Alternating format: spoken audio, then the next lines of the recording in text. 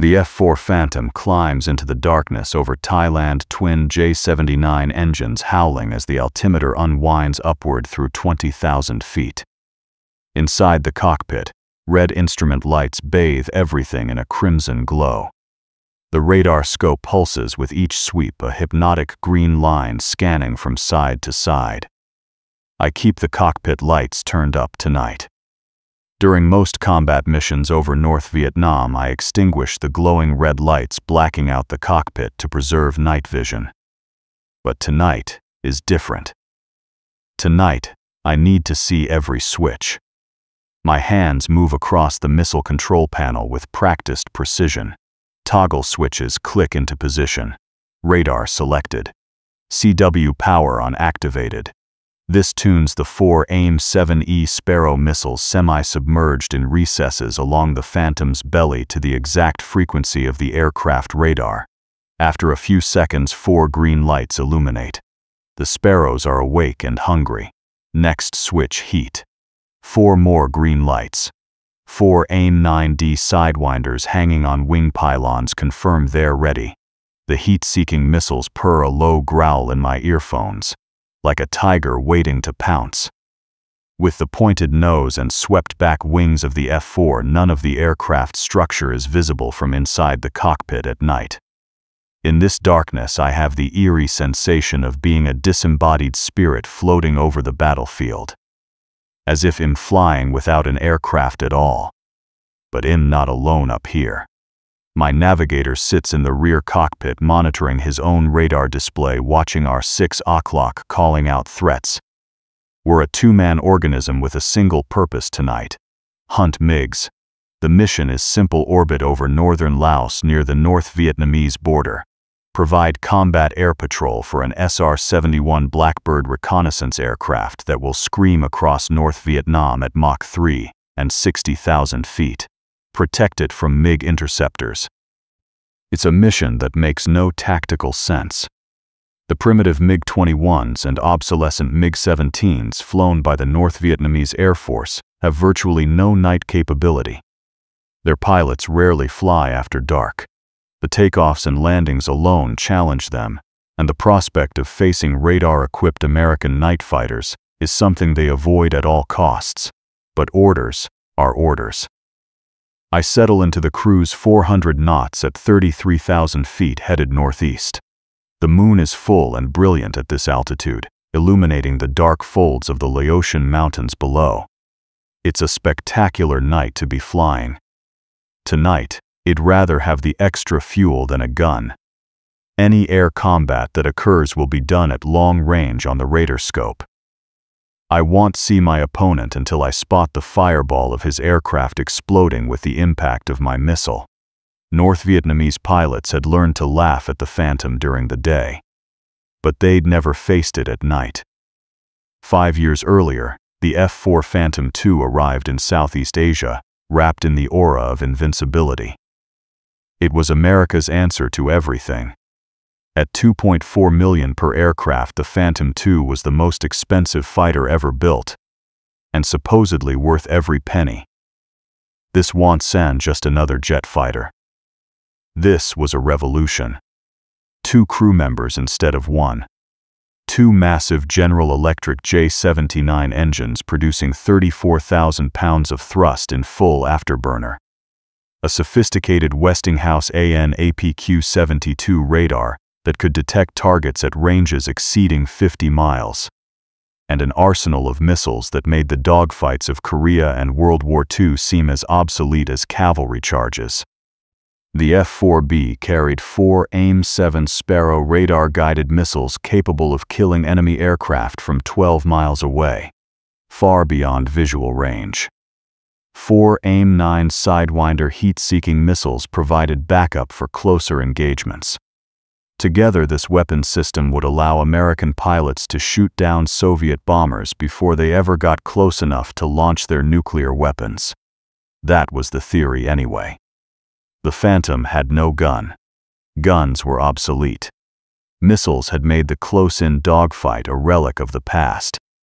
Future air combat would be clean, technical, executed at long range by radar operators as much as pilots.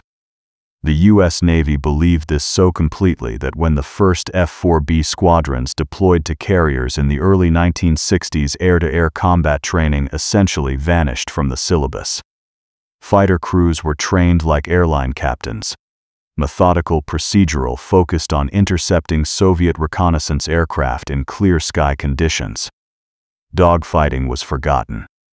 As VX-4 test pilot Mike Shaw later observed, "We did very little air combat maneuvering, and I suspect that many pilots went to Vietnam without ever having turned their Phantom 1Es upside down."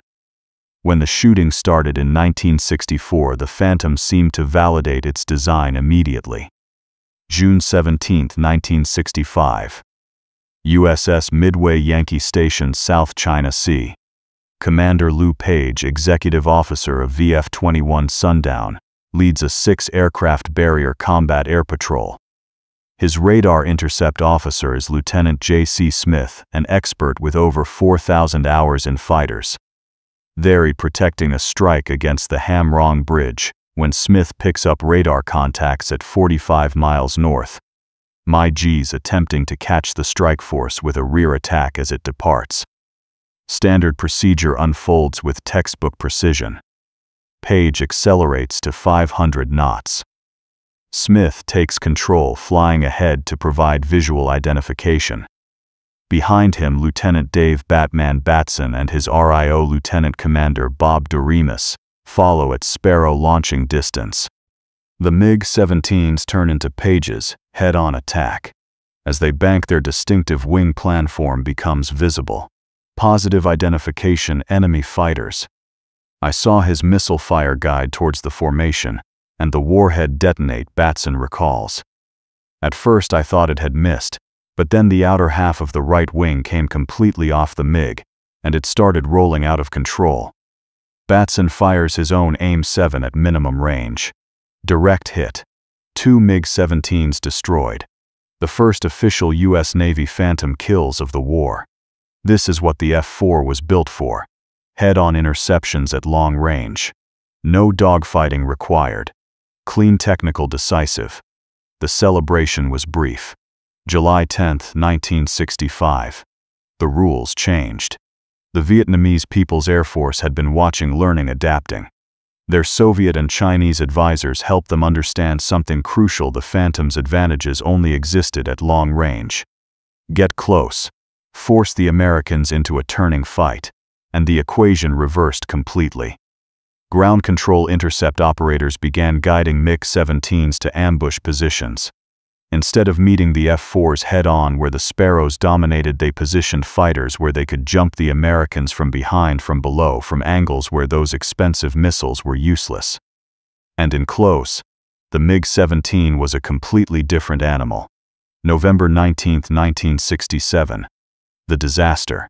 2 F-4Bs from VF-151 are escorting an A-4E strike against Haiphong. The MiGs are waiting. 4 MiG-17Fs from the 923rd Fighter Regiment deployed to forward airfield at Kien An. Attack as the strike package egresses. Lieutenant Commander Doug Clower and Lieutenant Junior Grade Walt Estes in Switchbox 110 react immediately. They fire 2 Sidewinders at the closing MiGs. Then a 37mm cannon shell from Senior Lieutenant Lehi's MiG-17 blows their right wing off. Clower ejects. Estes doesn't make it. Their wingman, Lieutenant Junior Grade Jim Teague, and RIO Lieutenant Junior Grade Ted Steer, in Switchbox 115, finds himself surrounded by tracers from the attacking MiG-17s. Their Phantom ingests debris from Clower's exploding aircraft and enters a flat spin. Only Steer escapes. Teague dies in the wreckage. 2 F-4Bs destroyed in a single engagement.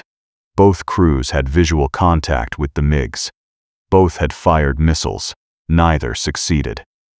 Lehi claims his 4th victory. Nguyen Din Phuc claims the 2nd Phantom. In ready rooms across the Pacific Fleet, pilots begin to understand the Phantom isn't invincible. And in North Vietnam, MiG-17 pilots begin to laugh. The MiG-17 should have been obsolete.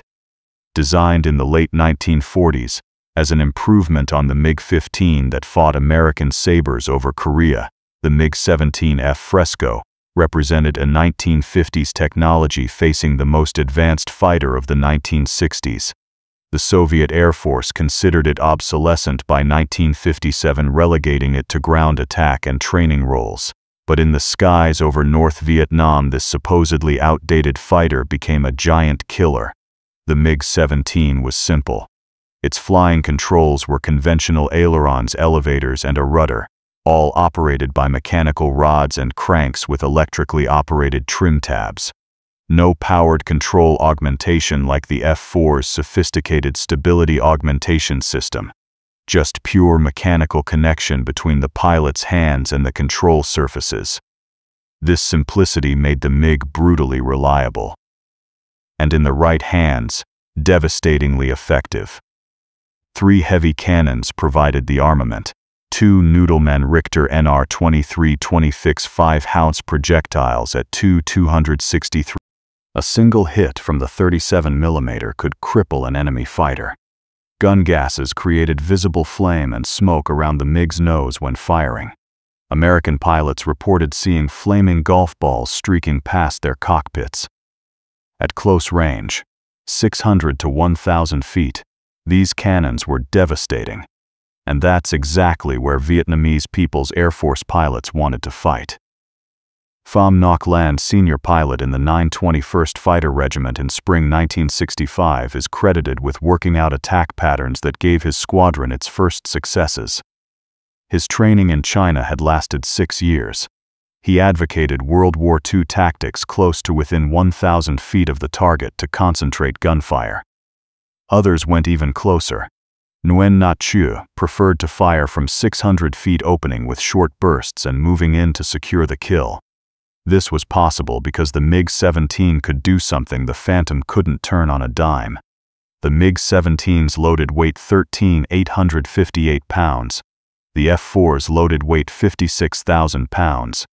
That difference showed in every turning engagement. The MiG could sustain tight turns at low speeds that would stall the Phantom. It could reverse direction in ways the heavy American fighter couldn't match. In the hands of a skilled pilot, the MiG-17 could stay inside the F-4's turning radius positioning for a gunshot while the American crew struggled to bring their missiles to bear. And the missiles were proving problematic. If VPAF pilots saw an AIM-7 Sparrow launch, easily done thanks to the missile's massive thiokol smoke plume, they could usually defeat it with a simple 3 to 4G turn into the missile's track. The MiG-17's turn-on-a-dime performance made missile evasion almost routine. Cost comparison: $300,000 for a MiG-17F, $2.4 million for an F-4 Phantom II. 8 MiGs for the price of 1 Phantom. The Vietnamese pilots remembered their instructor's mantra: "Whoever fires first wins." And the MiGs were firing first. The F-4 Phantom II had been designed for a war that would never happen. Throughout the 1950s and early 1960s, American defense planners obsessed over one scenario: waves of Soviet Tu-16 and Tu-95 bombers approaching the fleet loaded with nuclear weapons. The mission was simple: intercept them beyond visual range, shoot them down with radar-guided missiles, prevent them from reaching the carriers. This Cold War mission suited the F-4B concept perfectly. The fighter would catapult launch from the carrier day or night in most weather conditions with a full missile load. Climb at maximum speed to altitude under guidance from the carrier's radar. Detect targets using its own radar for a head-on deterrent interception, usually culminating in a friendly wave to Russian aircrew after establishing that nobody was starting World War III today. No hard maneuvering required. No close fighting. No dogfighting at all. This training philosophy dominated the U.S. Navy's fighter community. When the F-4B replaced the F-8 Crusader in fleet squadrons, the emphasis on air-to-air combat training virtually disappeared. The Navy quickly abandoned dogfight training, preparing fighter aircrew almost entirely for air-to-ground warfare and beyond visual range interceptions. The concept of dissimilar air combat maneuvering, practicing dogfights against different types of aircraft, was strictly forbidden. The officially stated reason: it was unsafe. This decision would cost American lives. Ed Cobley, an F-4D pilot flying combat missions from Ubon Royal Thai Air Base, later wrote about this bureaucratic insanity. For some reason unknown to anyone below the rank of general, we are not allowed to practice dogfighting with any type aircraft other than our own. Combat training with other flavor of jets is strictly forbidden. The USAF would give a bureaucratic label to a proscribed action. The officially stated reason is that training with dissimilar aircraft is unsafe. Why it is unsafe has never been fully explained. I guess it is safer to learn how to fight MiGs by fighting MiGs to the death than it is to learn when the stakes are lower. He continued, his frustration evident: I am very good at defeating poorly flown F-4s. I've done it frequently.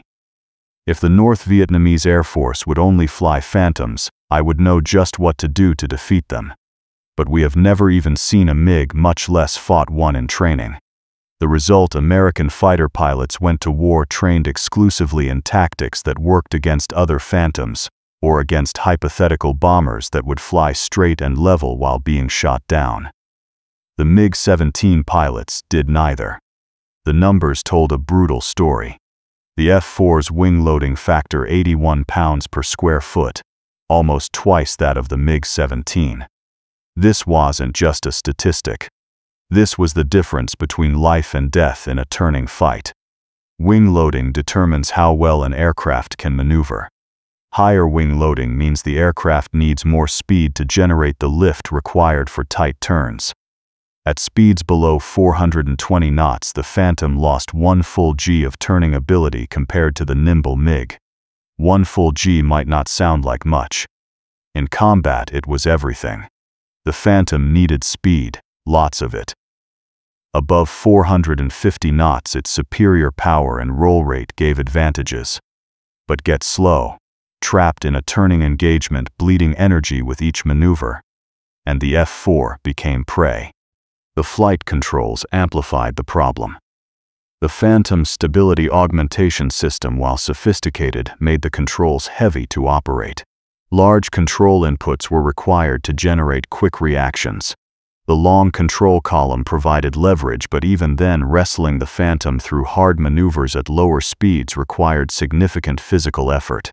The MiG-17, by contrast, had lighter, more responsive controls at dogfighting speeds. Visibility presented another challenge.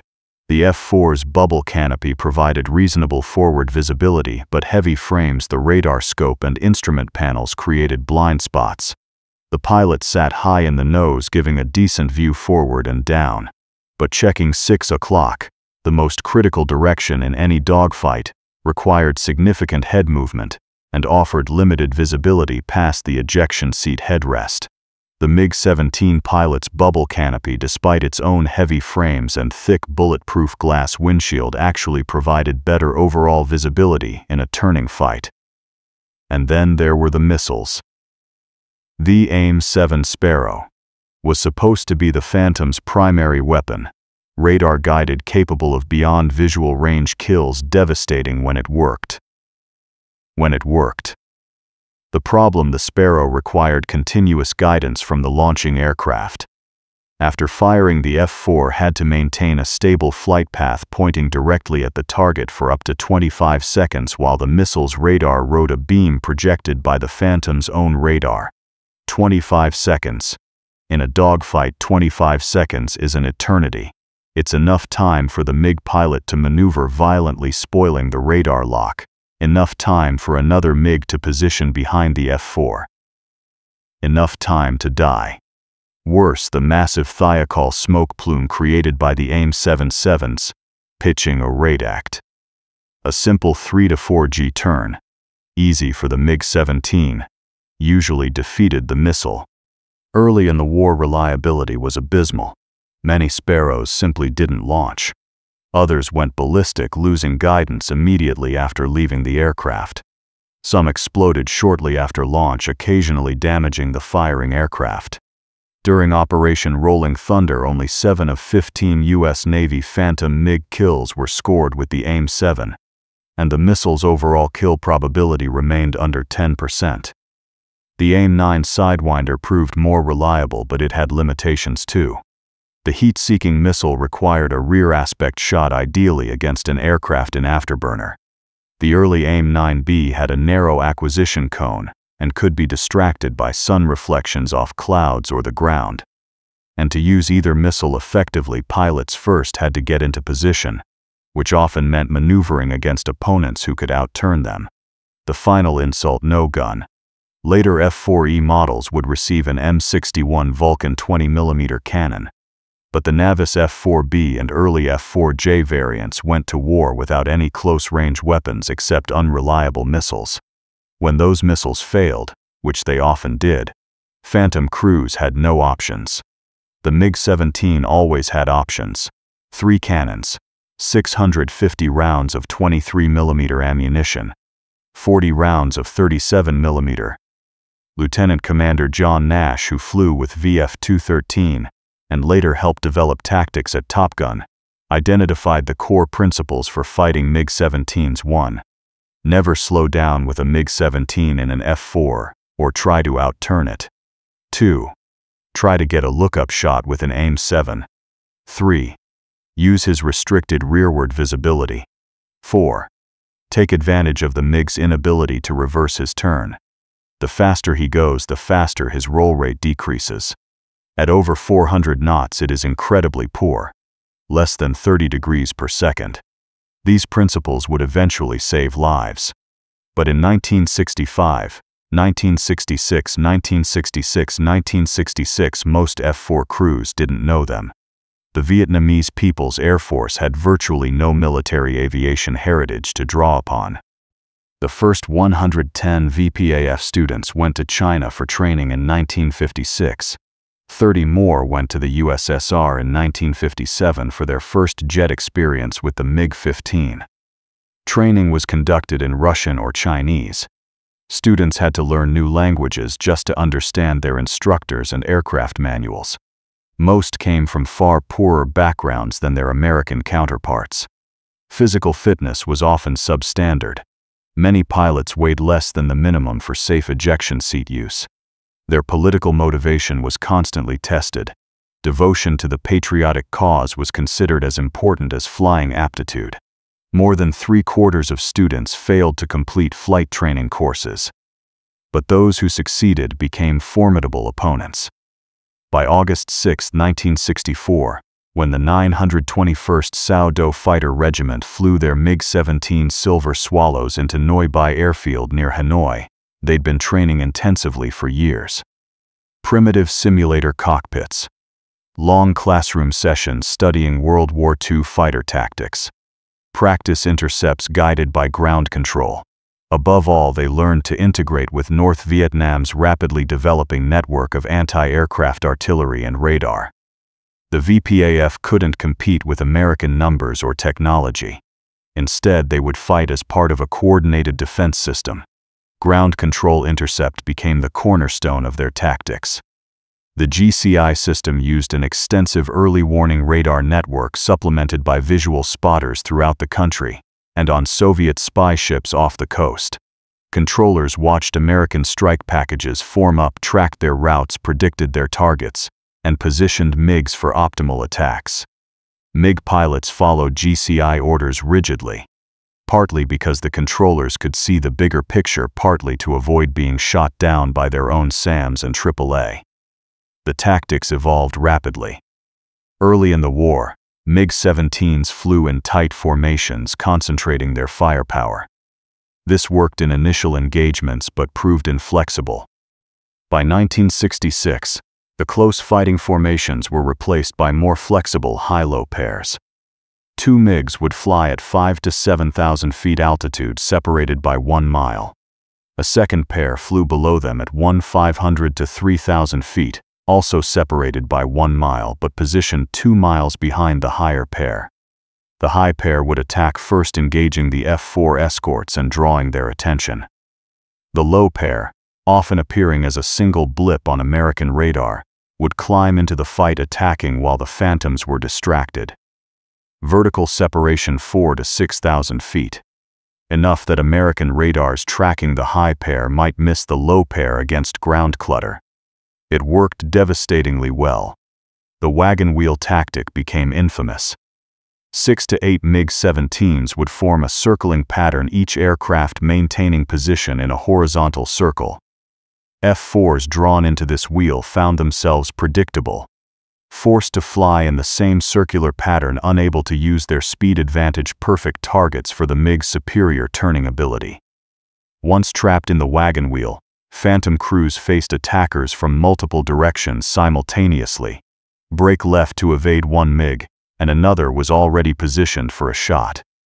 The only escape blast straight through at maximum power, accepting a brief vulnerability to get clear. VF-96's Lieutenant Matt Connolly, a double MiG-17 killer, later explained the F-4 was actually ill-suited to close-in dogfighting due to its limited G available below 420 knots and the lack of a Gatling gun. The MiG-17 and MiG-21 had one full G advantage below 420 knots. Coordination between MiG-17s and MiG-21s became increasingly sophisticated. MiG-21s would make slashing supersonic attacks from high altitude, charging through the F-4 escorts to fire atoll missiles at bombers. As the strike force pulled up from bombing runs, slow, vulnerable maximum drag configuration with bomb racks and flaps deployed, MiG-17s would execute pop-up rear attacks from low altitude. The departure was equally dangerous. More MiG-17s scrambled on signal would position for attacks as the strike package egressed. American pilots learned to dread these coordinated assaults, and the MiG-17 pilots kept refining their close-range gunnery. Phom Nhat Land's doctrine: close to 1,000 feet, concentrate fire, ensure the kill. Nguyen Nhat Hue went closer, open fire at 600 feet with short bursts, move in to finish. This was possible when jumping F-4s and surprise attacks, catching Phantoms that had lost energy in close-in fighting or targeting aircraft already damaged by AAA. The advice to F-4 pilots was always the same: stay fast and keep out of the MiG's gun range. But staying fast required discipline and training that many crews lacked. By 1968, MiG pilots' share of overall American aircraft losses had risen from 3% in 1966 to 22%. The laughter grew louder. The rules of engagement made everything worse. American pilots weren't just fighting MiGs. They were fighting their own chain of command. Visual identification required before firing. This negated the Phantom's beyond visual range advantage. Crews had to close to within a mile or two, often entering the MiG's optimal firing range, just to confirm the target was enemy before engaging. MiG bases were off limits. American aircraft couldn't attack fighters on the ground where they were most vulnerable. Instead, they had to wait until the MiGs were airborne, armed, and dangerous. The Chinese border represented a sanctuary. MiGs could flee across the border into Chinese airspace where American fighters couldn't follow. The training base at Mong-Tu, just inside China, provided a safe haven where VPAF pilots could train, regroup, and launch attacks without fear of retaliation. Restrictive radio procedures revealed American positions and intentions. Strict communication requirements telegraphed strike packages' routes and timing. Predictable tactics didn't help. American formations flew similar approaches to targets, followed similar egress routes, maintained similar altitudes. After watching hundreds of strikes, VPAF controllers could anticipate exactly where F-4s would be and when.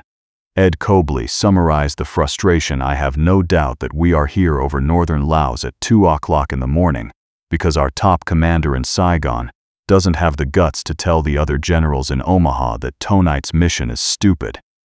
Being bold enough to point out unpleasant facts can be harmful to your career. But hey, what am I complaining about?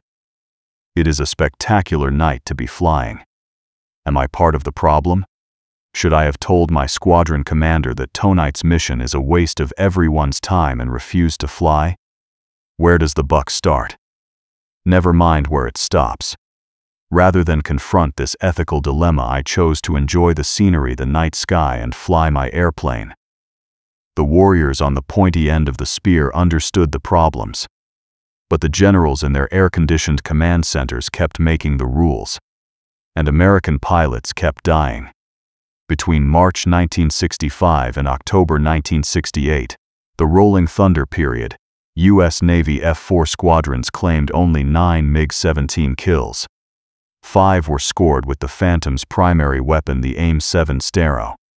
9 kills in 3.5 years.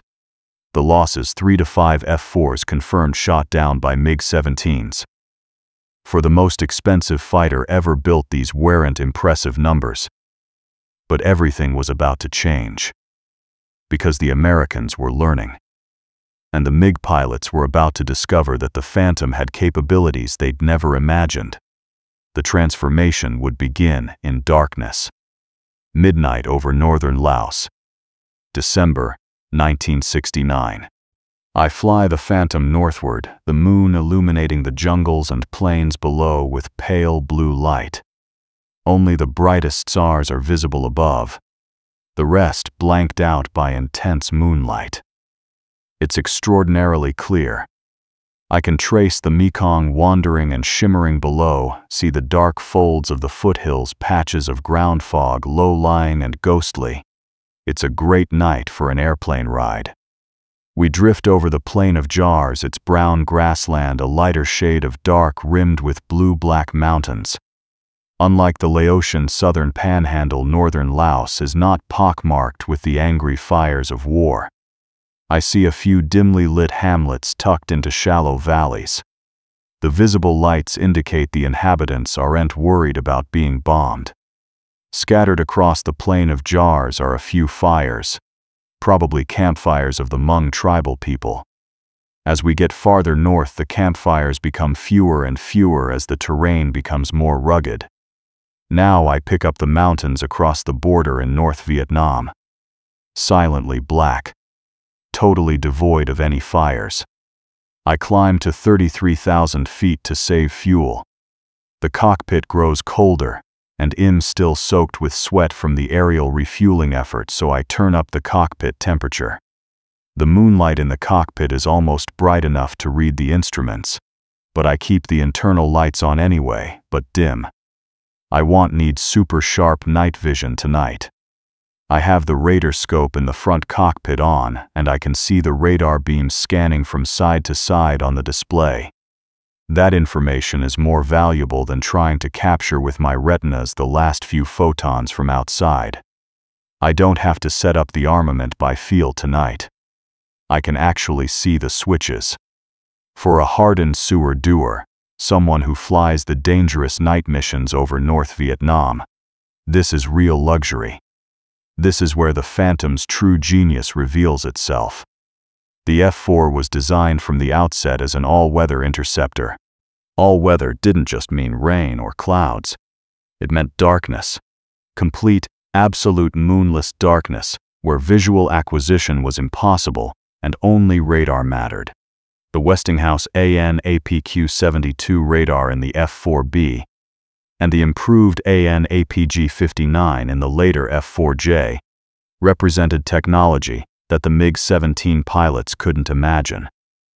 The radar's 32-inch dish could detect targets at ranges exceeding 50 miles in ideal conditions. In the hands of a skilled radar intercept officer, it could track multiple targets, simultaneously discriminate between aircraft and ground returns, provide precise range bearing and closure rate. The system could guide AIM-7 Sparrow missiles to targets in total darkness. The pilot never had to see the enemy. Lock the radar, fire the missile, maintain guidance, watch the blip disappear from the scope. The RIO's cockpit contained the heart of this system. In the rear seat, surrounded by glowing displays and controls, the RIO became the aircraft's brain. He monitored the tactical situation, operated the radar, managed the weapons systems, watched the 6 o'clock position for threats. The two-man crew concept, initially controversial with some single-seat pilots viewing the RIO's cockpit as wasted fuel space, proved essential for night operations. Lieutenant J.C. Smith, the RIO who scored the first Phantom MiG kills with Commander Lou Page, had helped establish procedures for F-4 RIOs at Training Squadron VF-121 and later at Topgun. He advocated for RIOs to have equal status with pilots, a revolutionary concept in a Navy culture that venerated single-seat fighter jocks. Smith understood something crucial at night: the RIO wasn't just along for the ride. He was essential to survival. Captain Tex Elliott, a member of the first operational F-4B Squadron VF-74, had flown the single-seat F-4D Skyray before transitioning to Phantoms. He recalled the Skyray's radar scope gave you minimal flight information. On a low-altitude in-the-rain night attack against a NATO enemy, it occurred to me that I was doing 2 full-time jobs, and neither one as well as I wanted to. Therefore, I became a proponent of the 2-seat interceptor. At night, this division of labor became survival itself. The pilot flew the aircraft, maintaining altitude, airspeed, heading, monitoring engine instruments, fuel state threats. The RIO operated the radar, identified targets, managed weapons employment, watched for additional threats from behind. 2 sets of eyes, 2 brains processing information, 2 humans working as a single organism. Against a MiG-17 in daylight, this coordination was important. Against a MiG-17 at night, it was overwhelming superiority. The MiG-17 was a day fighter. Period. Designed in the late 1940s for daylight interception of piston-engine bombers, it had minimal night fighting capability. The standard MiG-17F Fresco C had no radar at all, just a simple ASP-4NM optical gun sight and a gun camera. A handful of MiG-17PF Fresco D all-weather variants were supplied to the VPAF in late 1965. These carried the RP-5 Izumrude 2 scan rod-ranging radar, 2 small antennas mounted in the nose. The system provided basic range information to a single target directly ahead. Maximum range perhaps 5 miles in ideal conditions. Compare this to the F-4's 50-mile detection range, and the difference becomes absurd. The MiG-17PF was also heavier than the standard Fresco C with degraded performance. The radar system was unreliable, difficult to maintain, and required special training. Only a few VPAF pilots qualified on the variant. Most importantly, even with radar, the MiG-17 had no radar-guided missiles, no way to kill beyond visual range. The pilot still had to see the target to shoot it with his cannons. In total darkness, the MiG-17 pilot was nearly helpless. Night takeoffs and landings challenged VPAF pilots. The primitive airfield lighting at bases like Neubai Kep and Hoa Lac made operations after dark dangerous. Night spatial disorientation caused accidents. Several MiG-17s were lost in non-combat night operations. The Vietnamese People's Air Force rarely flew at night for good reason. It was safer to stay on the ground than risk the darkness. And when American F-4s prowled the night sky armed with radar and missiles, venturing aloft became suicidal. The MiG-21 Fishbed was supposed to be North Vietnam's answer to the night threat. Introduced to VPAF service in 1966, the MiG-21 represented a quantum leap in technology. Supersonic, capable of Mach 2 at altitude, equipped with the RP-21 radar system and capable of carrying R-3S Atoll heat-seeking missiles, reverse-engineered copies of the American AIM-9 Sidewinder. On paper, the MiG-21 looked formidable, but its limitations were equally significant. The RP-21 radar was primitive compared to the F-4's AN/APQ-72. Detection range perhaps 15 to 20 miles in ideal conditions against a bomber-sized target. Against a maneuvering fighter presenting a smaller radar cross-section range dropped significantly. The MiG-21 carried no radar-guided missiles, only heat-seeking ATOLs and a single 23mm cannon with limited ammunition.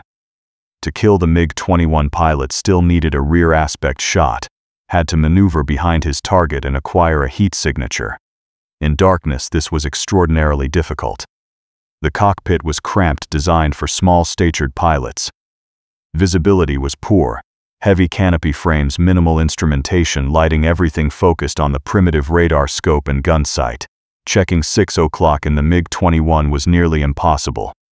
The single-seat configuration meant the pilot had to fly the aircraft and operate the radar, and navigate and watch for threats, all simultaneously in the dark. Range was limited. The MiG-21 burned fuel voraciously, especially in afterburner. Night operations required longer approaches, more fuel for landing patterns, greater safety margins. This reduced combat radius significantly. Most critically, VPAF training for night operations was minimal. Most MiG-21 pilots had logged only a handful of night hours, usually simple takeoff, fly-a-pattern land missions in good weather. Night combat tactics were barely practiced. The North Vietnamese Air Force maintained a strong presence during daylight hours. After dark, they ceded the sky to America. Ed Cobley, orbiting over northern Laos on that December night in 1969, understood the equation perfectly. The premier interceptor of North Vietnam's Air Force is the MiG-21. It was designed in the early 1950s to be a light, cheap interceptor to attack lumbering bombers at medium altitude. It has rudimentary radar, a single crewman, limited range, and no radar-guided missiles. The North Vietnam Air Force rarely flies at night. Takeoffs and landings in the dark challenge its pilots, not to mention the lurking danger of much more capable night fighters such as my Phantom. He continued with characteristic dry humor. I know that if I employ all my skill, use every ounce of performance I can wring out of my jet, and if my missiles work perfectly, I could still never shoot down a blackbird. The chances of a primitive MiG-21 with an ill-trained pilot doing what I cannot do are zero. The mission made no tactical sense. But it illuminated a larger truth at night. The Phantom owned the sky absolutely. The transformation of the F-4 cockpit from day to night configuration revealed the aircraft's dual nature. During daylight missions, particularly dive-bombing attacks on North Vietnamese targets, pilots kept cockpit lighting extinguished to preserve night vision. The goal: maintain dark adaptation so that when pulling off target at low altitude, eyes could immediately pick up threats, tracers, SAMs, MiGs, against the ground. At night, the philosophy reversed completely. Lights came up. Red illumination bathed the cockpit, preserving some night vision while making instruments readable. The radar scope became the center of the pilot's universe, its green glow revealing a tactical picture invisible to the naked eye. With the pointed nose and swept-back wings of the F-4, none of the aircraft's structure was visible from inside the cockpit at night. This created an eerie sensation for pilots, floating in darkness surrounded by instruments, feeling disconnected from the physical world.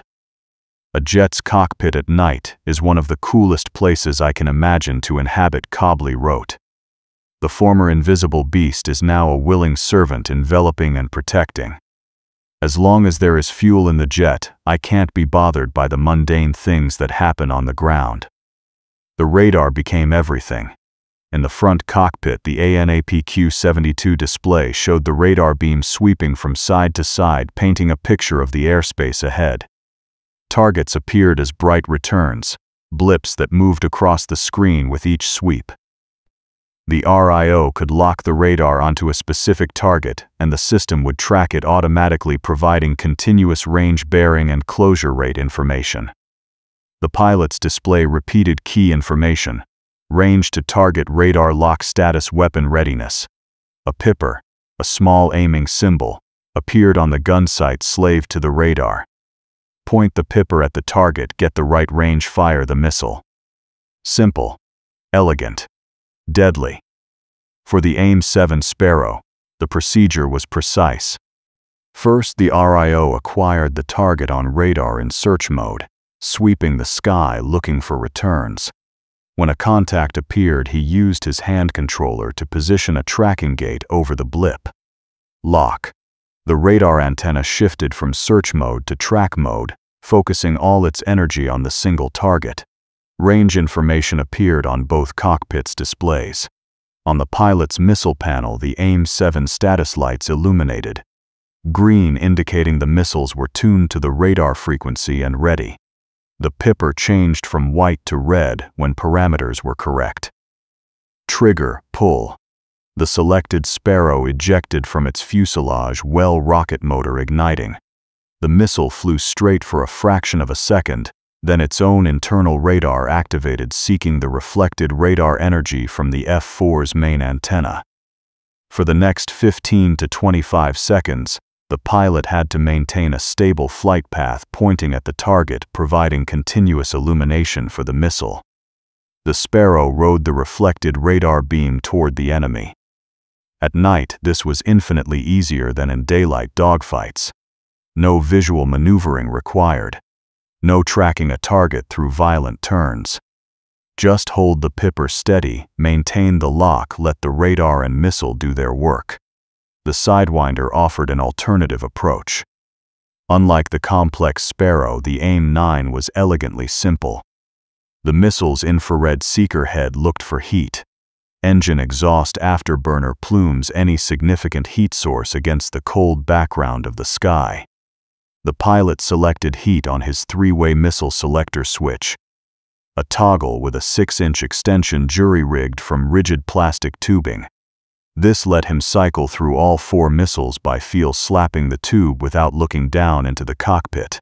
When a Sidewinder detected a heat source within its acquisition cone, it announced readiness with a distinctive tone in the pilot's headphones, a low growl like a tiger's purr. That growl meant missile locked ready to fire.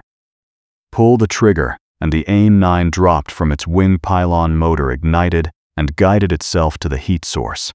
No continued guidance required. Fire and forget. At night, heat signatures stood out dramatically. A MiG-21's afterburner plume blazed like a beacon. The uneven flickering afterburner flame of a MiG-17, which sometimes looked like combat damage to American pilots seeing it for the first time, provided a perfect target for the Sidewinder's seeker. Cobley described the routine. The heat toggle switch has a 6-inch extension on it, jury-rigged from rigid plastic tubing. This lets me cycle through all 4 missiles without looking down into the cockpit in the heat of battle. All I have to do is slap the tubing to select another missile. Sidewinder operation is indicated by a growl like a tiger's purr in my earphones. This will tell me before launch that the missile seeker sees the heat generated by the target. To test the missiles during night refueling operations, some pilots would lock Sidewinders onto the tanker's engine exhaust, using the KC-135's engines as surrogate targets to confirm the missiles were functioning. Understandably, the tanker crews are not very enthusiastic about having live missiles locked onto them, Cobley noted, but what they don't know probably won't hurt them. Still, accidents happen, and ever since some hapless fighter pilot shot down the B-52 bomber he was practicing with, using the tankers as surrogate targets is strictly forbidden. The armament panel contained a final critical switch, missile arm. This switch remained off until actual combat was imminent. With it off, the missiles couldn't launch, even if the trigger was pulled, a safety feature to prevent accidents. It will remain off unless things heat up both literally and figuratively, Cobley wrote. At night, over North Vietnam, things rarely heated up. The MiGs stayed on the ground. Night after night, F-4 crews flew combat air patrols over Laos and North Vietnam. Night after night, the MiGs stayed home. These missions were simultaneously boring and beautiful. Hours of flight time with minimal action, watching moonlight illuminate the landscape below, maintaining vigilant watch on radar screens that showed nothing but ground returns and occasional friendly aircraft. The SR-71 missions were particularly absurd. The Lockheed SR-71 Blackbird represented the pinnacle of American aerospace technology, a Mach 3 reconnaissance aircraft that flew at altitudes exceeding 80,000 feet. At that speed and altitude, it was essentially invulnerable. No MiG could touch it. No SAM could reach it. Yet Strategic Air Command doctrine dictated that all reconnaissance flights must have fighter escort. So F-4 crews orbited at 33,000 feet far below the Blackbird's cruising altitude, carrying a full load of missiles waiting to defend an aircraft that needed no defense against a threat that would never materialize. We don't know the exact time of passage, the course to be flown, any of the flight details, the call sign, the radio frequencies used, or anything else Cobley observed. Why should we? We're only the escorting MiG cap weenies with the live missiles. The Blackbird would scream across North Vietnam like a manned comet, gather its intelligence and depart. All without the F-4 crews ever seeing it or communicating with it. We are instructed not to lock our jet's air intercept radar onto the Blackbird if we can find it, Cobley explained. To do so might reveal its conditions of flight, and we mortals are not authorized to know that data. Also, the navigator in the rear cockpit of the SR-71 might interpret our radar signal as that of an enemy and soil the spacesuit he is wearing. Success was defined as nothing happening. But these missions served a purpose beyond their ostensible tactical objective. They demonstrated American capability. They reminded the North Vietnamese that the night sky belonged to the United States Air Force and Navy. They proved that F-4s could operate in conditions where MiGs were blind and helpless. The psychological impact was significant. VPAF pilots knew the Americans flew at night. They knew American radar could see in darkness. They knew that venturing aloft after sunset meant facing an enemy with overwhelming technological advantage. So they didn't venture aloft. The few night engagements that did occur were brief and decisive. When MiGs occasionally scrambled at night, usually in response to B-52 strikes or other high-priority threats, the encounters demonstrated the Phantom's superiority brutally. The scenarios followed predictable patterns American strike package approaches at night. VPAF ground controllers detect the formation on radar. MiG pilots are scrambled, often reluctantly knowing the odds. The MiGs climb into darkness guided by GCI. But the ground controller's radar picture is degraded at night. Low-flying aircraft blend into ground clutter. The controllers can provide general vectors but not the precise positioning that works so well in daylight. The MiG pilots fly their primitive cockpits, eyes straining in darkness, trying to maintain situational awareness. The single-seat configuration means they're juggling multiple tasks. Flying, navigating, watching instruments, searching for targets. Meanwhile, 20 or 30 miles away, an F-4 crew picks up the MiG on radar. The RIO calls contact. Bearing 340 range, 28 miles closing. The pilot acknowledges Roger contact. There all reports locked. The pilot's radar display shows the target clearly now. Range countdown continues. 10 miles. 8 miles. The pipper turns red. Launch parameters met. Fox 1. Pilot pulls trigger. The Sparrow ejects motor, ignites, accelerates toward the target. The MiG pilot might see the missile's smoke plume, if Hes looking in exactly the right direction, if his night vision is adequate, if Hes not distracted by instruments or GCI calls. Usually he sees nothing until it's too late. The warhead detonates. Shrapnel tears through aluminum skin, severs control cables, ruptures fuel lines. Or the missile impacts directly, and the MiG becomes a fireball. The F-4 crew watches the radar blip disappear. Splash 1. The entire engagement, perhaps 90 seconds from initial contact to kill. The MiG pilot never saw his killer, never had a chance to maneuver, never got close enough to fire his weapons. This was what the Phantom was designed for. This was the mission it executed flawlessly. But these night kills were rare. Not because the F-4 wasn't capable, but because the MiGs simply stopped flying at night. Why risk certain death in the darkness when you could fight during the day, where your advantages mattered? The VPAF made the rational choice: cede the night to America, fight during daylight hours where training tactics and the MiG-17's maneuverability provided a chance of victory. It was a tacit admission against the Phantom at night. There was no chance at all. By 1968, the U.S. Navy faced an uncomfortable truth. Despite flying the most expensive, most technologically advanced fighter ever built, its kill ratio against MiGs was barely positive. During Operation Rolling Thunder, Navy F-4 squadrons claimed 15 MiG kills, 9 of them MiG-17s. Losses 3 to 5 F-4s confirmed shot down by MiG-17s depending on whose claims you believed. Compare this to the F-8 Crusader, the older, simpler gun-armed single-seat fighter the Phantom was supposed to replace. Crusader squadrons scored 18 MiG kills during the same period. The gunless, missile-armed fighter of the future was being outperformed by the gun-armed fighter of the past. Something had to change. The U.S. Navy conducted detailed analysis of air combat performance. The conclusions were damning. Phantom II crews were poorly prepared for air-to-air combat. Training emphasized bombing and beyond visual range interceptions. Dogfighting skills were minimal. Missile employment was understood in theory but not practiced extensively.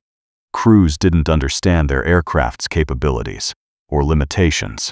Most critically, they didn't understand their enemy. Everything was about to change. And the catalyst was a captured MiG-17. February 1969. Project Have Drill. A MiG-17F. Exact provenance classified.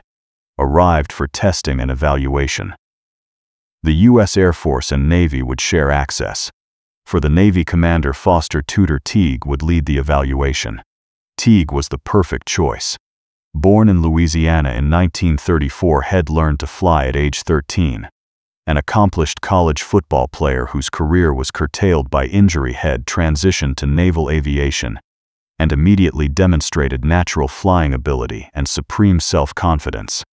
Head flown the F-11F Tiger, then devoted himself to the F-8 Crusader, 4 Vietnam combat cruises, 423 combat missions, multiple acts of heroism including dramatic rescue combat air patrol missions that earned him Silver Stars.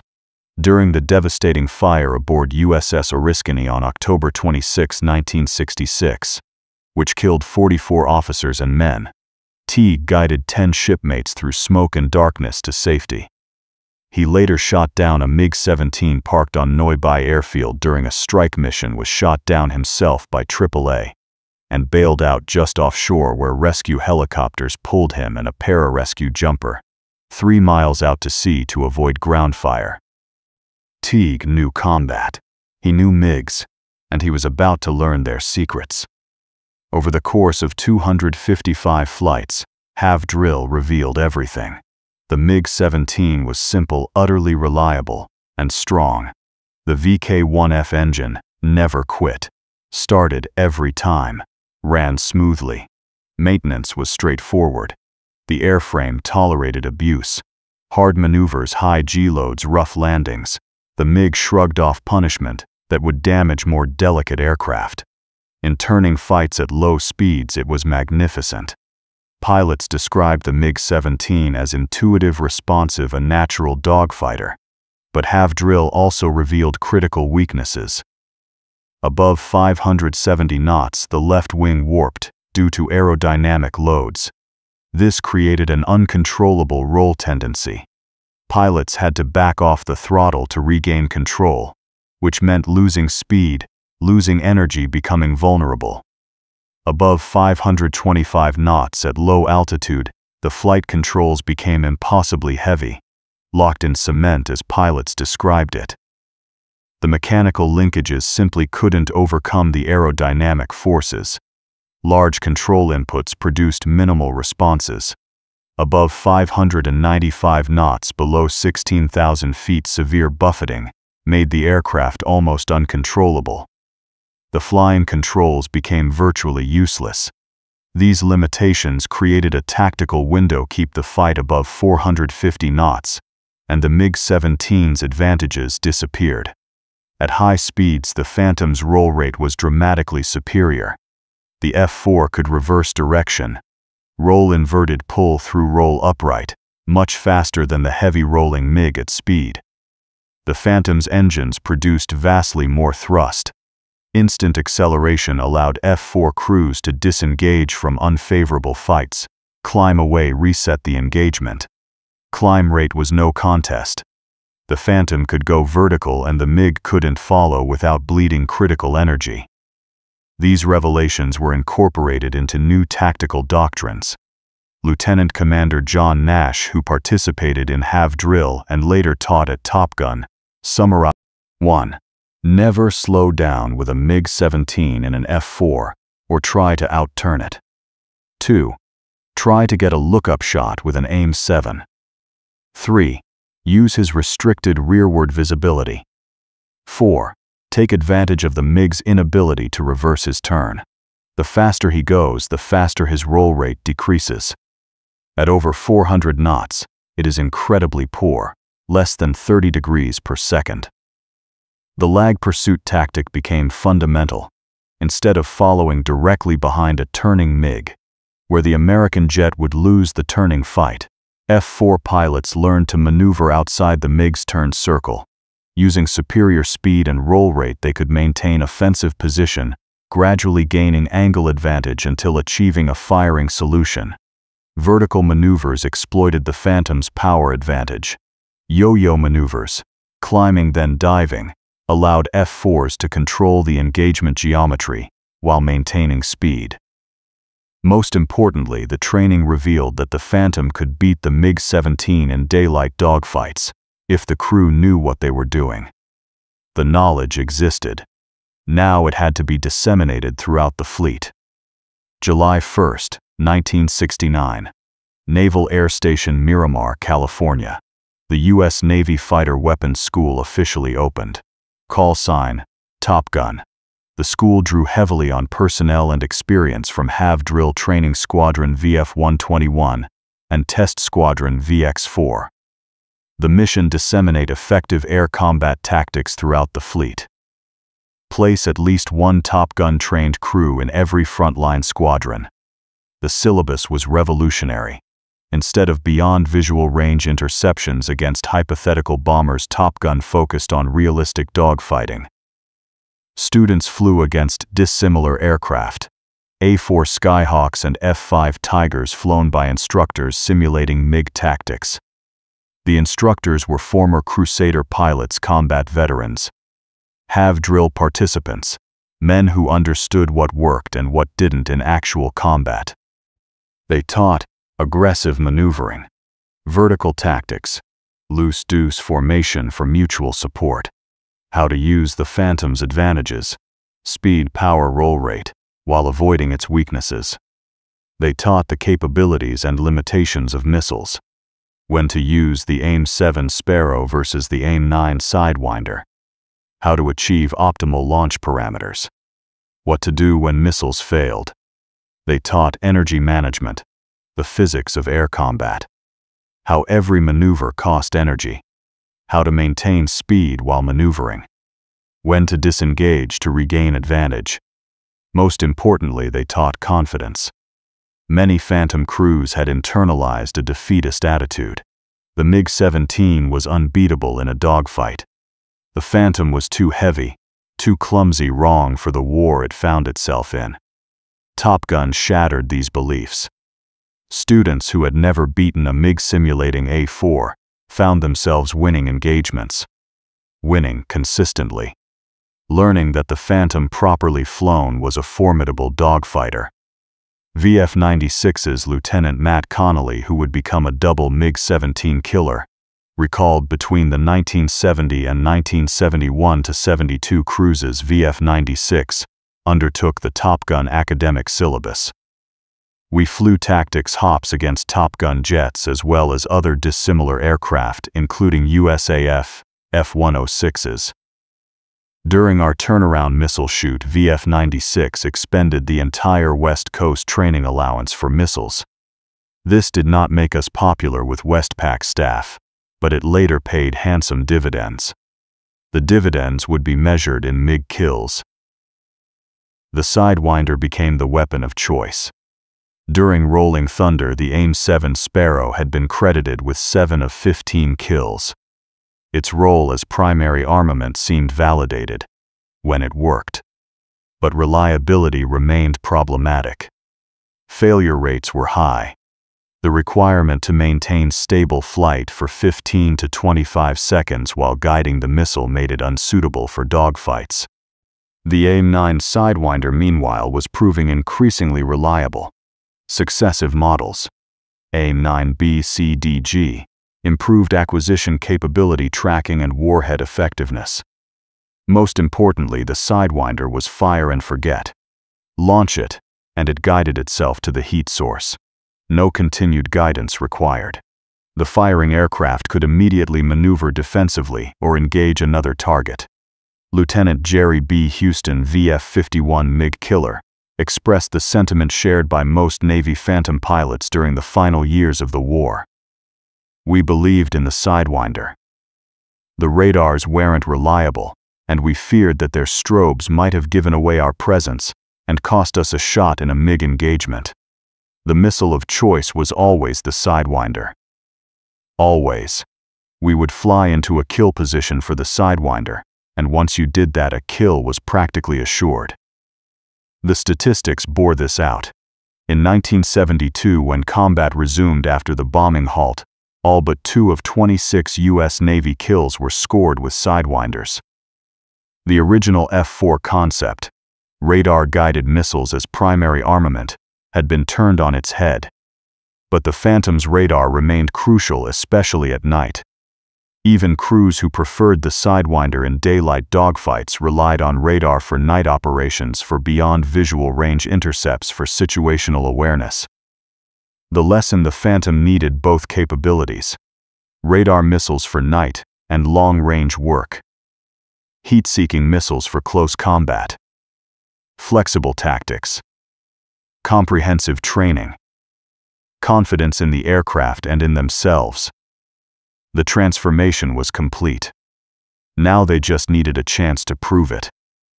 The bombing halt from November 1968 to January 1972 had given North Vietnam time to rebuild, regroup, and expand their fighter force. By spring 1972, the VPAF could muster more than 130 MiG-17s, 30 MiG-19s, and dozens of MiG-21s. New bases had been constructed. Pilots had been trained. Tactics had been refined. When North Vietnam launched its spring invasion of South Vietnam, American air power responded with Operation Linebacker.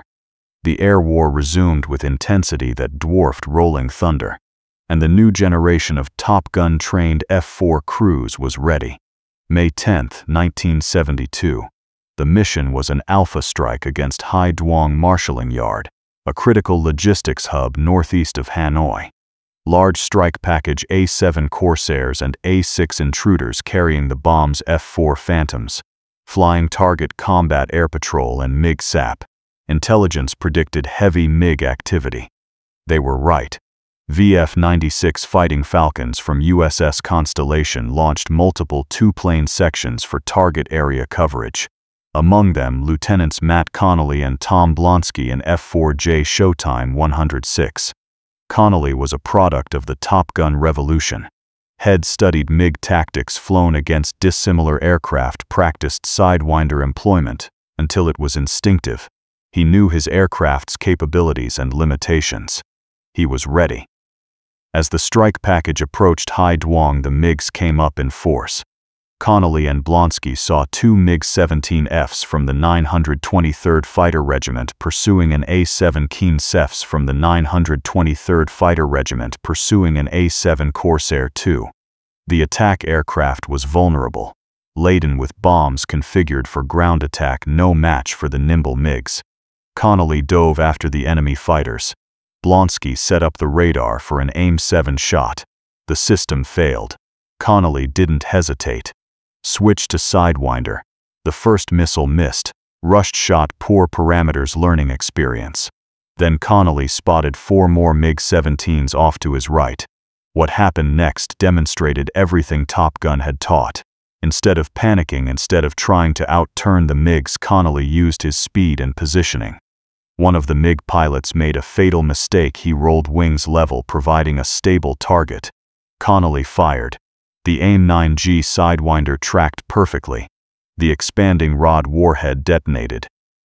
Kill. The engagement was still developing. More MiGs maneuvering. Connolly repositioned, maintaining speed, staying outside the turning fight. Another MiG pilot rolled wings level. The same mistake. Second Sidewinder. Direct hit. The missile severed the MiG's tail section. 2 kills in seconds. Connolly still had more work to do. He fired at a third MiG. Distraction shot didn't connect but forced the pilot defensive. This cleared the line of fire for his squadron mate, Lieutenant Randy Duke Cunningham. Cunningham and his REO Lieutenant Junior Grade Willie Driscoll were having an even better day. Their F-4J Showtime 100 would score 3 kills, making them the only U.S. Navy ace crew of the Vietnam War. Cunningham's first kill came when he forced a MiG-17 to overshoot into his AIM-9 firing envelope. Minutes later, he spotted 8 MiG-17s trapped in a wagon wheel with 4 F-4s. As VF-96's executive officer emerged from the deadly circle with 3 MiGs on his tail, Cunningham attacked, downing a second Fresco. Lieutenants Steve Shoemaker and Keith Crenshaw, protecting Cunningham's 6 Aucklock, destroyed another MiG-17 moving into firing position. Then came Cunningham's most famous engagement. A MiG-17 made a head-on pass cannon firing. Cunningham pulled vertical, exactly as Top Gun had taught. The MiG pilot followed. 2 more vertical climbs. Rolling scissors maneuvers. Both aircraft bleeding energy, slowing approaching stall speed. The MiG ended up behind the F-4J. But Cunningham had one more trick. He chopped throttles, deployed speed brakes, forcing the MiG to overshoot. Then he accelerated, positioned behind the enemy fighter, and fired his last Sidewinder. 3 kills in one mission. Cunningham and Driscoll would later eject from their damaged F-4J and be rescued. Their aircraft was lost, but they became legends. The statistics for May 10, 1972 told the story: 11 MiG kills claimed by U.S. fighters. 7 of them MiG-17s. 7 scored by U.S. Navy F-4s. 5 VPAF pilots lost. 0 American aircraft lost to MiGs. It was the U.S. Navy's most successful day of air combat in the entire war. And it wasn't a fluke. Throughout 1972, Navy F-4 crews continued to dominate. The final tally for Operation Linebacker: 24 MiG kills for the Navy, with only 3 F-4s lost to MiGs. Compare this to the USAF's results during the same period: 49 MiG kills but 25 F-4s lost in air combat. The U.S. Navy's 1972 kill ratio, 8-1. The transformation was complete. Top Gun tactics worked. The Sidewinder was reliable. Aggressive maneuvering using the Phantom's advantages produced victories. By day, properly trained F-4 crews now dominated the MiG-17. By night, they'd always dominated. The laughter had stopped. Christmas Day, 1969. Morning. I land back at Ubon after the night MiG cap mission. 8 hours of flight time. 0 enemy contacts. Mission success. Nothing happened. The sun is already heating the tarmac as I taxi to the revetment. Ground crew waves me into position. Engines spool down. The Phantom transforms from living beast back into inanimate metal. In the debriefing, there's little to say. Launched on time. Refueled successfully. Maintained patrol station. No radar contacts. No visual contacts. No engagement. The intelligence officer makes a note: MiG activity none. It's the same note he makes after almost every night mission. The SR-71 completed its reconnaissance run unmolested. The mission was successful by every measure, except that nothing worth talking about happened. But that absence tells its own story. The F-4 Phantom II entered the Vietnam War as a technological marvel designed for a conflict that would never happen. beyond visual range interceptions of Soviet bombers in the Cold War. For years, the Phantoms struggled in this role. Heavy gunless, crewed by pilots, trained for different missions, it achieved mediocre results against an enemy that laughed at America's most expensive fighter. But the Phantom possessed capabilities the MiG pilots could never match. All-weather radar, long-range missiles, two-crew coordination, the ability to see in darkness to kill at distances where visual identification was impossible to own the night sky absolutely. These capabilities were always there. They just weren't being used effectively. Project Have Drill revealed the enormous weaknesses. Top Gun taught crews how to exploit them. Better missiles improved reliability. Aggressive tactics replaced defensive procedures. The transformation wasn't just about equipment or training. It was about mindset. Phantom crews stopped seeing their aircraft as unsuitable for dogfighting and started understanding it as different, requiring different tactics, different approaches, different thinking. Stay fast. Use speed and power advantages. Fight in the vertical. Employ lag pursuit to maintain offensive position. Never try to outturn a MiG-17 at low speeds. And at night, use the radar. Trust the missiles exploit the total technological superiority that darkness provided. By 1972, the Phantom dominated both day and night. The final statistics tell the story: U.S. Navy F-4 squadrons, approximately 40 MiG kills over the course of the war. Losses to MiG-17s 3 to 5 confirmed, depending on disputed claims. Kill ratio in 1972 alone, 8 to 1. Night operations essentially zero VPAF resistance. The MiG-17 was a remarkable aircraft. Simple, reliable, effective in the hands of skilled pilots. In daylight, turning fights, it could beat the Phantom, and often did in the early war. But it was a day fighter facing an all-weather interceptor. A gun platform facing a missile shooter. A simple aircraft facing sophisticated technology. In daylight, the match was close enough that tactics, training, and pilot skill decided outcomes. At night, there was no match at all. The MiG-17 pilots understood this. They chose their battles wisely: fight during the day where they had advantages, avoid the night where they had none. It was the right decision tactically, but it meant ceding half of every 24-hour period to American air power. It meant B-52s could strike at night without fighter interference. It meant reconnaissance aircraft could photograph targets in darkness. It meant the United States owned the night sky completely. That ownership never changed. From the first night missions in 1965 to the final missions in 1973, the darkness belonged to America. I think about this as I walk across the blazing hot ramp toward the squadron building. The mission was boring. 8 hours of nothing happening. But that boredom was victory. The North Vietnamese pilots stayed on the ground. They understood that coming up to fight at night was suicide. The technological gap was too wide, the odds too long, the outcome too certain. They'd learned to respect the Phantom, not because it could outturn them, but because it didn't have to. Not because it was better in every way, but because it was better in the ways that mattered at night.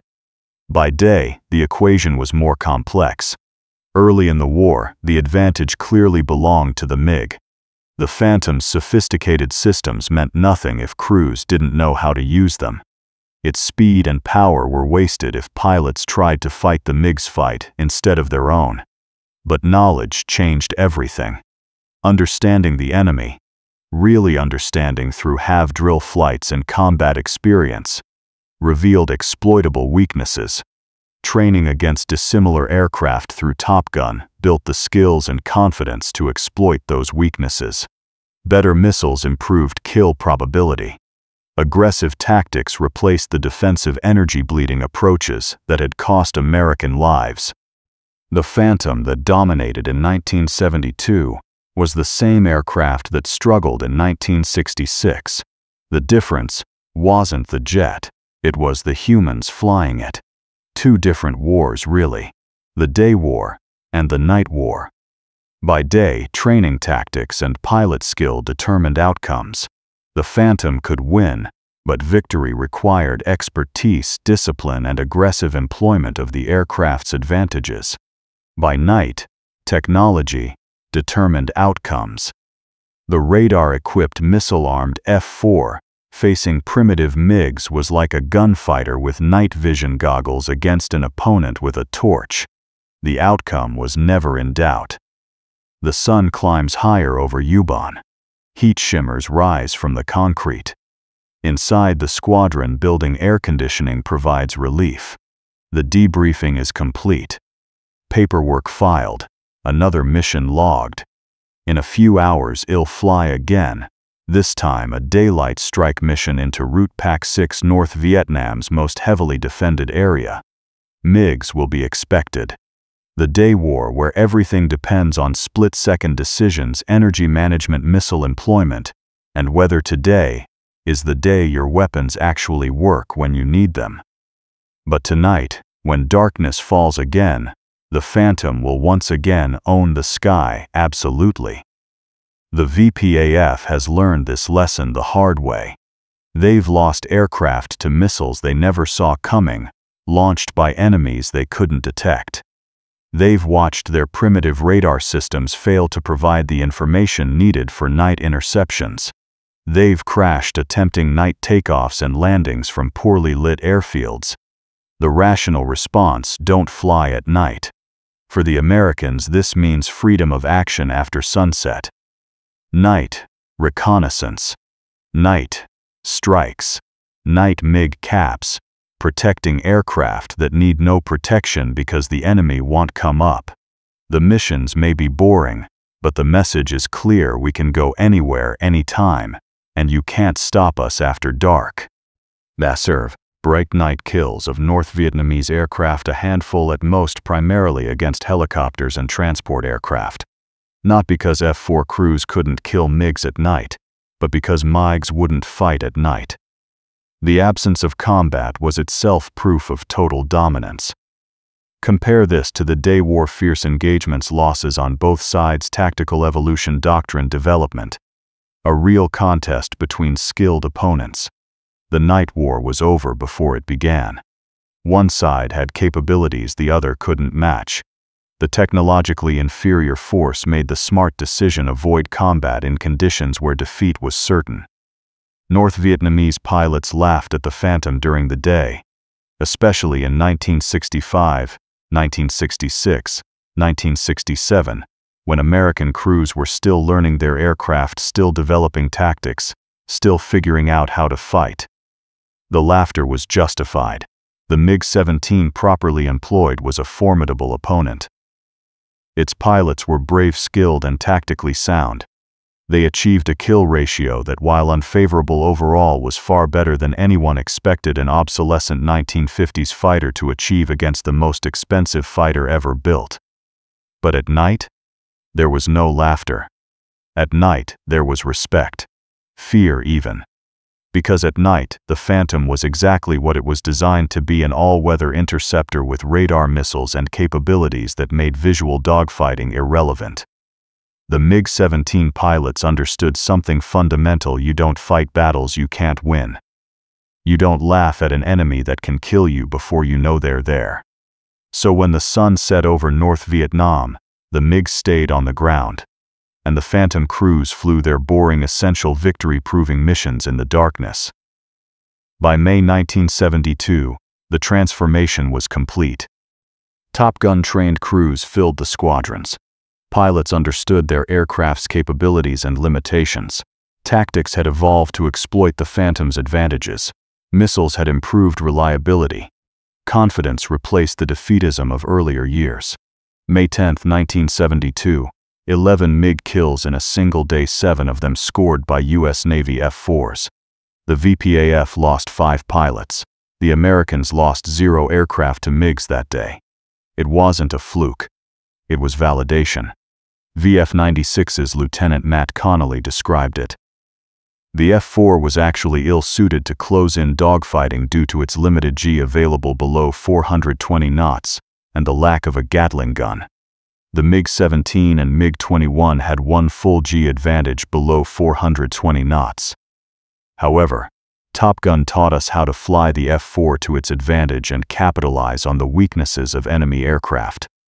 The Phantom hadn't changed. The training had.